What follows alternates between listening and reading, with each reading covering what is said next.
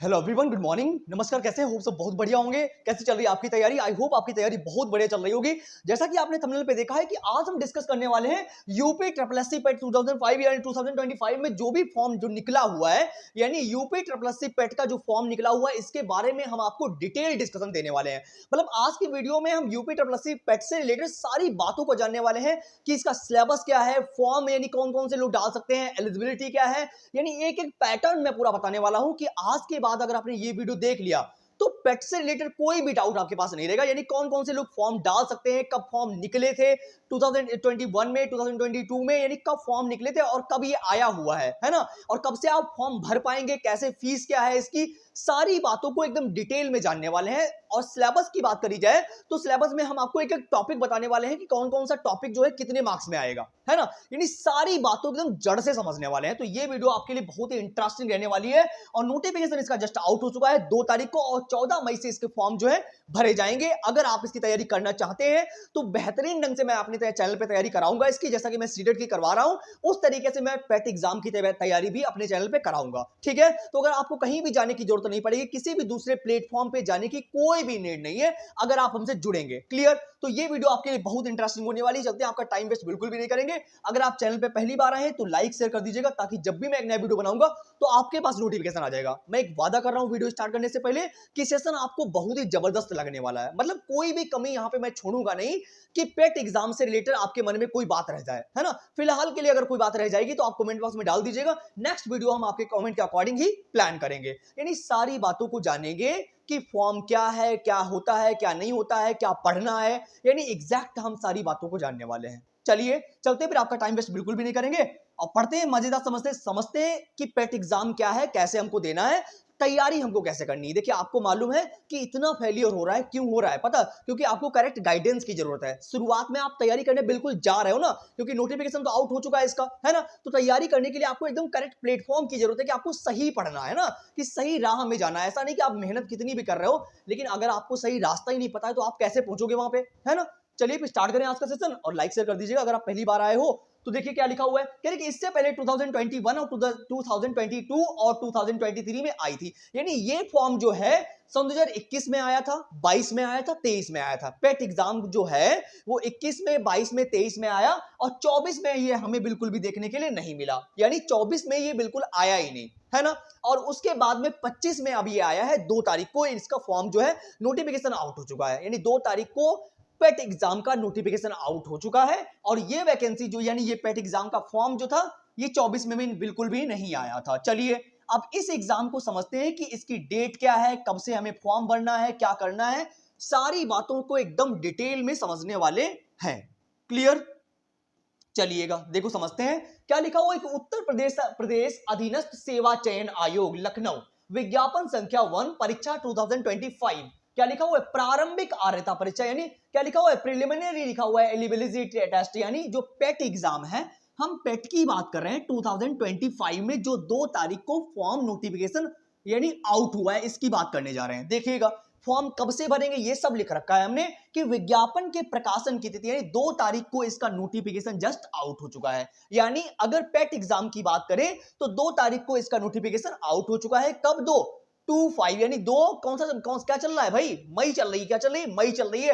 तो 2 मई 2025 को इसका फॉर्म जो है आउट हो चुका है। आगे क्या लिखा हुआ है कि पंजीकरण ऑनलाइन आवेदन शुल्क जमा करना प्रारंभ होने की तिथि, यानी कब से आप फॉर्म ऑनलाइन कर सकेंगे? 14 मई से इसके फॉर्म जो है आप ऑनलाइन कर पाएंगे। 14 मई सन 2025, यानी इस डेट से आप जो है पेट एग्जाम के फॉर्म जो है आप भरना शुरू कर दीजिएगा। क्लियर? अभी कितनी हो गई? आज हो गई 6, यानी 14 से आप जो है फॉर्म भरना डालना शुरू कर दीजिएगा। क्लियर? आगे लिखा हुआ है कि पंजीकरण शुल्क जमा करने, ऑनलाइन आवेदन सबमिट करने की अंतिम, यानी आपको जो रजिस्ट्रेशन करके अब जो आप फॉर्म ऑनलाइन करेंगे उसके बाद में जो पेमेंट करना होता है वो आप 17 मई तक पेमेंट कर सकते हैं। 17 मई सन 2025 तक इसका पेमेंट कर सकते हैं। क्लियर? पेट एग्जाम की बात करें, आगे लिखा हुआ है शुल्क समायोजन एवं आवेदन में संशोधन की अंतिम तिथि, यानी अगर फॉर्म में कोई गड़बड़ी हो गई है तो उसके आवेदन की तिथि जो है वो 24 जून, यानी हम अगर देखे जाए तो 14 मई से लेके और कितना 24 जून तक जो हमारे पास जो है एग्जैक्ट डेट है। यानी हम जो पेट एग्जाम है उसका फॉर्म जो है 14 मई से लेकर 24 तारीख तक जो भी करना है हम इसमें कर सकते हैं, उसके बाद इसमें कोई भी इंप्रूवमेंट नहीं होने वाला। क्लियर? एकदम सिंपल सी बात मैं बता रहा हूं। अगर आप, आई होप आपको ये बात समझ में आ रही होगी कि ये जो हमारा प्री एलिजिबिलिटी टेस्ट जो है, यानी प्रारंभिक अर्हता परीक्षा जो हमारी पेट एग्जाम जो है, इसका नोटिफिकेशन 2 तारीख को आउट हुआ और इसके फॉर्म जो है वो 14 तारीख से भरे जाएंगे और इसके पेमेंट करना है वो आपको 17 तारीख तक करना पड़ेगा और इसके संशोधन में जो भी आपको सुधार करना है, यानी जो भी आपने फॉर्म अप्लाई किया हुआ है उसमें सुधार करना है, तो वो हम 17 मई तक कर सकते हैं। क्लियर? हम सारी बातों को आपको बताएंगे कि एलिजिबिलिटी क्या है, आपके पास क्या क्या होना चाहिए तब आप फॉर्म अप्लाई कर पाएंगे, और अगर आपने पहले फॉर्म अप्लाई किया है तो आपको क्या करना है, यानी अगर आपने 21 में दिया था, 22 में दिया था, 23 में दिया था और आप किसी वजह से पास आउट नहीं हो पाए हैं या फिर हो गए हैं, तो आप कैसे फॉर्म ऑनलाइन करेंगे, यानी सारी प्रोसेस को एकदम डिटेल में मैं बताने वाला हूं। चलिएगा, ये बात आपको समझ में आ गई, यानी डेट से रिलेटेड जितनी भी बातें थी वो आपको समझ में आ गई होंगी कि कब से हमको फॉर्म ऑनलाइन वगैरह करना है। चलिए अब हम चलते हैं आगे, देखते हैं आगे क्या इन्होंने बात बताई हुई है। चलिएगा, अब यहां पे इन्होंने बोला है कि एलिजिबिलिटी क्या होनी चाहिए, यानी हमारे पास क्या योग्यताएं होनी चाहिए जिससे हम पेट एग्जाम में फॉर्म अप्लाई कर सकें। मतलब हमारे पास क्या होना चाहिए, क्या एलिजिबिलिटी, क्या क्राइटेरिया होना चाहिए जिससे हम पेट एग्जाम का फॉर्म अप्लाई कर सकें। देखिए बहुत सिंपल, आपको यहां पे कोई डिग्री वगैरह की कोई जरूरत नहीं होती है। अगर आपने नॉर्मल हाई स्कूल पास किया है, यानी पेट एग्जाम के लिए एलिजिबिलिटी है कि अगर आपने हाई स्कूल पास आउट किया है तो आप इस एग्जाम में फॉर्म डालने के लिए एलिजिबल हैं। यानी अगर आपने हाई स्कूल लिखा हुआ है कि प्रारंभिक अर्हता परीक्षा सन 2025 में हाई स्कूल अथवा उसके समकक्ष अर्हता धारित करने वाले अभ्यर्थी आवेदन कर सकते हैं। क्लियर इतनी बात? अगर आपने हाई स्कूल पास आउट किया है तो आप नॉर्मल फॉर्म डाल सकते हैं, यानी इजीली फॉर्म डाल सकते हैं। अब यहां पे क्या बात बोली गई कि आयु सीमा, यानी समय सीमा आपकी क्या होनी चाहिए। अगर आप 1 जुलाई सन 2025 को 18 से 40 वर्ष की उम्र के बीच में है, यानी अगर 18 से 40 वर्ष की उम्र के बीच में आप हैं 1 जुलाई सन 2025, क्या लिखा हुआ है 1 जुलाई सन 2025 तक अगर आप 18 से 40 वर्ष की समय सीमा के अंदर हैं तो आप इसमें फॉर्म डाल सकते हैं। क्लियर? और आई होप मेरे देखो ये, और यहां पे ये भी बात बताई गई है कि पहले जो था पेट के बारे में कहा जाता वो 1 साल तक ही मान्य रहता था, लेकिन अभी इस बार क्या किया गया है, जो सन 2025 में ये जो फॉर्म निकला हुआ है यहां पे बताया गया है कि ये 3 साल तक वैलिड रहेगा। ये हमारे लिए बहुत अच्छी बात आई है, क्योंकि 1 साल में कभी कभी वैकेंसी आती थी, नहीं आती थी ना, तो अब क्या है 3 साल तक ये वैलिड रहेगा पूरा। ये हमारे लिए बहुत अच्छी बात है। चलिए आगे चलते हैं, आगे देखते हैं क्या बात। तो आपको एलिजिबिलिटी भी समझ में आ गई, यानी अभी तक आपको डेट समझ में आ गई कि डेट से रिलेटेड कौन सी बात थी। अब आपको एलिजिबिलिटी भी समझ में आ गई, यानी कब तक हमें, यानी क्या हमारे पास होना चाहिए कि हम फॉर्म अप्लाई कर सकें। चलिए अब हम चलते हैं आगे। चलिएगा, देखो अब हम यहां पे लिखा हुआ है स्कोर की वैधता अवधि, यानी जो हमारा स्कोर आया हुआ है, अगर हमने पेट एग्जाम को पास आउट किया है, यानी हम आपको सारी बातें बताने वाले हैं कि इसमें निगेटिव मार्किंग है कि नहीं है, कौन कौन से सब्जेक्ट यानी क्या आता है, कितने मार्क्स में आता है, सारी बातों को एकदम डिटेल में पढ़ने वाले हैं। निगेटिव मार्किंग है कि नहीं, कितने नंबर में पेपर होता है, पूरा पेपर ऑफलाइन है कि ऑनलाइन है, सारी बातों को खत्म करेंगे। बट आप होइए कि आप शुरू से लेकर लास्ट तक वीडियो देख लीजिए एक बार, सारी बातें क्लियर हो जाएंगी। चलिए स्कोर की वैधता अवधि के बारे में बताया जा रहा है कि यानी आपका जो क्या जो आपको सर्टिफिकेट मिला हुआ है वो कब तक वैलिड रहेगा। देखो लिखा हुआ है इन्होंने कि उत्तर प्रदेश शासन क्रमिक अनुभाग 3 के शासनादेश, यानी शासन के आदेश के अकॉर्डिंग बोला जा रहा है, संख्या 316 का, यानी सन 2025 दिनांक यहां पे क्या लिखा 28/4/2025 के क्रम में प्रारंभिक अर्हता परीक्षा में प्राप्त अंक परीक्षा प्रणाली आयोग की वेबसाइट पर अपलोड किए जाने की तिथि से 3 वर्ष तक प्रभावी होंगे। यानी ये जो आपका रिजल्ट, यानी आपका सर्टिफिकेट जो है, जो आपकी मार्कशीट जो है, अगर वो अपलोड होने से जब भी यानी आपका रिजल्ट आउट होगा उसके 3 साल तक ये मान्य रहेगा। मैंने पहले बता दिया था कि ये आपके लिए बहुत बढ़िया बात बोली गई, यानी ये बहुत अच्छा जो भी हुआ है बहुत अच्छा हुआ, क्योंकि पहले जो था 1 साल तक वैलिड रहता था, लेकिन आपका रिजल्ट आउट होने के बाद में 3 साल तक ये वैलिड रहेगा। चलिए ये बात आपको समझ में आ गई होगी और ये हमारे लिए बहुत अच्छी बात है। चलिए आगे चलते हैं। अब देखते हैं आगे इन्होंने क्या बात बोली, समझते हैं आगे। चलिए आगे चलें। आगे लिखा हुआ है कि आयोग की परिधि में आने वाले पद, यानी ये जो पेट हम एग्जाम दे रहे हैं कौन से ग्रुप के लिए ये पद होते हैं। यानी देखो अगर पेट एग्जाम की बात करी जाए, प्रारंभिक अर्हता परीक्षा की बात करी जाए, यूपी SSSC पेट की बात करी जाए, तो ग्रुप सी की जितनी भी पोस्ट होती है उसके लिए ये होती है। कौन सी? यानी जो पेट एग्जाम होता है वो उत्तर प्रदेश सरकार की ग्रुप सी के अधिन, ग्रुप सी की जितनी भी वैकेंसी होती है उनके लिए ये लागू होता है। यानी पेट एग्जाम जो है वो ग्रुप सी की जितनी भी वैकेंसी होती है उनके लिए ही लागू हुआ है। क्लियर? तो ये बात भी आपको समझ, देखो सारी बातों को जड़ से समझ डालो कि आपको पूरा पैटर्न समझ में आ जाए, ताकि आप इजीली तैयारी कर सको ना।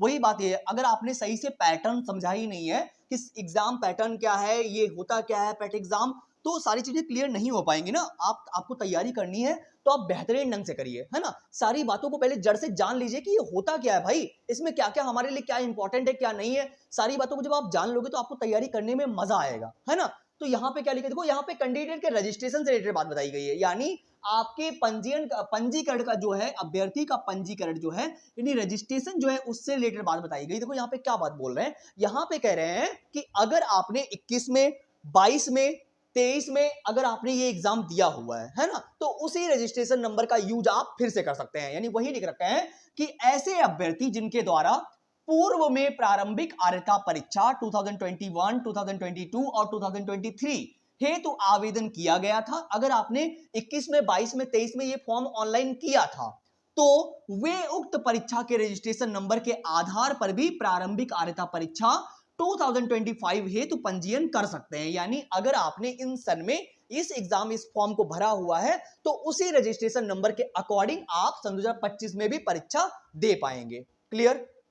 आई होप आपको ये बात समझ में आई होगी। यानी यहाँ पे क्या बात बोली, एकदम सिंपल बात है कि उसी रजिस्ट्रेशन नंबर का आप यूज फिर से कर सकते हैं। चलिए अब चलते हैं आगे, सेशन को ज्यादा लेंथी नहीं करेंगे ताकि आप भी बोर ना हो और मैं भी बोर ना हूं।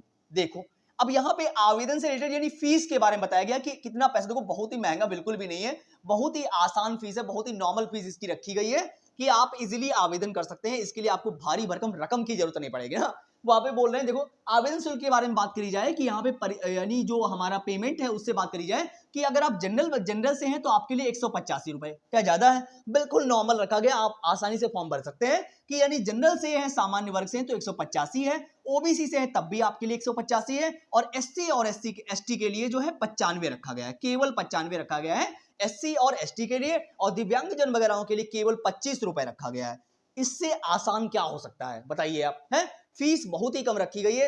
बाकी अगर देखा जाए सारे एग्जाम्स की तो काफी 1000, 1200 रखी जाती है, लेकिन हमारे पेट एग्जाम की जो है बहुत ही एग्जाम फीस जो है वो कम रखी गई है कि अगर आप जनरल से हैं तो केवल आपको 185, और ओबीसी से तब भी आपको 185, और अगर आप एससी और एसटी से हैं तो आपको केवल 95 यानी 95 रुपए देने हैं, और अगर आप दिव्यांगजन से रिलेटेड है यानी कोई अंग में विकार है तो आप केवल 25 रुपए पड़ेंगे आपसे, और आप फॉर्म को इजिली भर पाएंगे। क्लियर? चलिए अब चलते हैं आगे। हमको फीस के बारे में भी पता हो गया कि इसकी फीस क्या रहने वाली है, ये बात तो हमारी क्लियर हो गई। अब हम चलते हैं आगे। अब यहाँ पे देखो मेन बात आ गई हमारे लिए, हम सब्जेक्ट के बारे में जान लेते हैं कि हम कौन कौन से सब्जेक्ट हमको पढ़ना है। देखो इंपॉर्टेंट बात हमारे लिए ये बहुत ज्यादा है कि हमें पहले कंटेंट देखना चाहिए कि क्या कंटेंट है ना। जब आपको कंटेंट समझ में आ जाएगा कि क्या कंटेंट या हमको पढ़ना क्या है, तब आप इजिली तैयारी कर पाओगे। जब आपको यही नहीं पता कि हमको पढ़ना क्या है तो तैयारी कहां से करोगे आप, है ना। देखिए ये जितने भी यहाँ पे मैंने 8 टॉपिक बताए, पहला टॉपिक हमारा क्या है, यानी हम सब्जेक्ट के बारे में जानने वाले हैं, और हम टॉपिक्स को जान लेते हैं कि कौन कौन से टॉपिक जो है हमारे एग्जाम में आएंगे पेट एग्जाम में। क्लियर? चलिए क्या लिखा हुआ है इन्होंने, देखो पहला टॉपिक हमारा है इंडियन हिस्ट्री यानी भारतीय इतिहास। भारतीय इतिहास को ये भी 5, जितने भी मैंने टॉपिक लिख रखे हैं सब 5 नंबर में है, और 8 टॉपिक है, यहाँ पे हम 40 नंबर कवर करेंगे। यानी यहाँ पे 8 टॉपिक मैंने लिख रखे हैं, ये 40 नंबर के, यानी प्रत्येक टॉपिक जो है वो 5 नंबर में आएगा।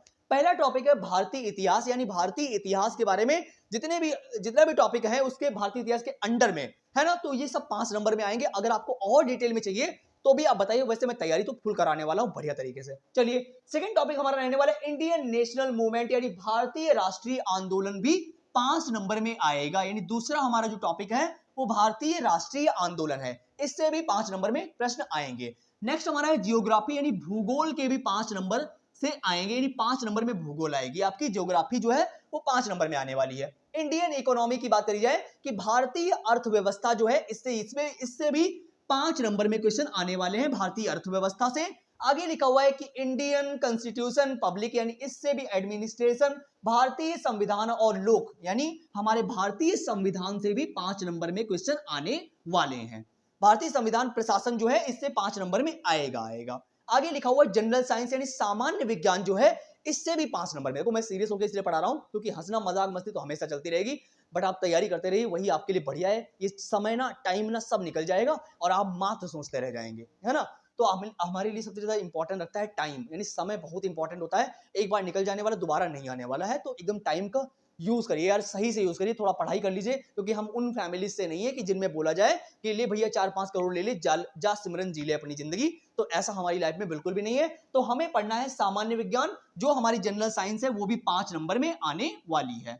चलिए आगे लिखा हुआ है कि क्या लिखा हुआ है, एलिमेंट्री यानी जो प्रारंभिक अंक गणित है, अर्थमेटिक जो है ये भी 5 नंबर में आएगी। और आगे सामान्य हिंदी की बात करी जाए तो ये भी 5 नंबर में आने वाली है। यानी यहां पे हमने 40 नंबर के बारे में कवर किया है कि ये 40 नंबर तो आने वाले हैं पेट एग्जाम में सिलेबस में। चलिए अब चलते हैं आगे।